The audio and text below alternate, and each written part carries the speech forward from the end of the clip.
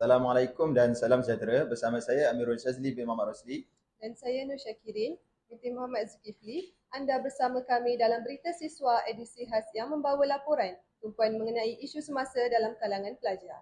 Bahasa jiwa bangsa. Peribahasa ini sering diungkap, namun sejauh mana ia benar-benar dihayati oleh generasi hari ini? Laporan khas hari ini memfokuskan kepada isu ketidakfasihan berbahasa Melayu, satu fenomena yang semakin membimbangkan, terutamanya dalam kalangan generasi muda. Baru-baru ini, 3 video tular di media sosial memaparkan situasi sebenar penggunaan bahasa Melayu yang kian berkurangan dalam kehidupan harian. Menerusi video pertama, pelajar sekolah didapati lebih selesa menggunakan bahasa Inggeris walaupun ketika membincangkan subjek bahasa Melayu. Bro, tadi kelas bahasa Melayu, aku tak faham apa-apa tu essay yang lecturer jauh. Kau faham tak? Same here bro. I think it's better if we just focus on English je. Sebab nanti nak kerja guna English juga kan. Tu bro. I pun selalu tengok TikTok, Instagram, Facebook pun semua in English je bro. Tak ada masa nak lain bahasa Melayu ni. Yes, I agree with you. Ya yeah, bro. Video kedua pula menunjukkan suasana di rumah di mana ibu bapa lebih menggalakkan penggunaan bahasa Inggeris sekaligus menenggelamkan peranan bahasa Melayu.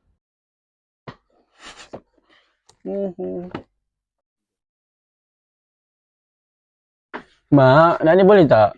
Remember what I said, if you want something, please speak in English. Nak juga, nak juga.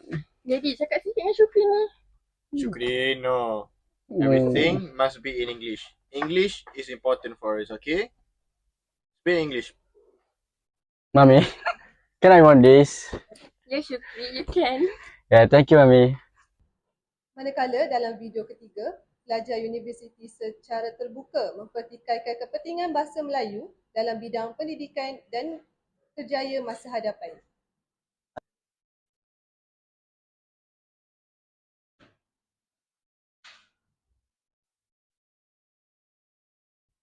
Jangan lupa essay bahasa Melayu tu. Alah, buat apa susah-susah? BM ni tak penting pun dalam bidang saya. Betul tu, lebih baik fokus subjek English je kan. Lagipun BM ni siapa baca sangat, dah tak relevan dah sekarang. Kamu ni, bahasa Melayu tu kan lambang jati diri kita. Kalau kita yang remehkan, siapa lagi nak perjuangkan? Antara punca utama isu ini ialah pengaruh media sosial dan kandungan digital berbahasa Inggeris.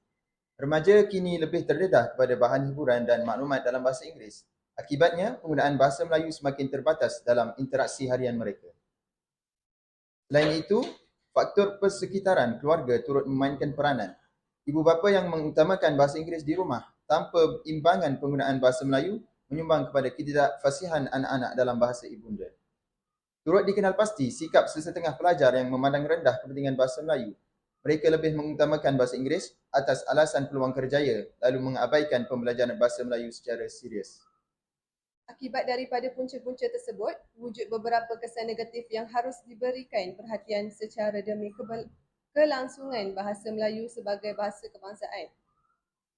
Kesan pertama, bahasa Melayu semakin dipinggirkan dalam kalangan generasi muda.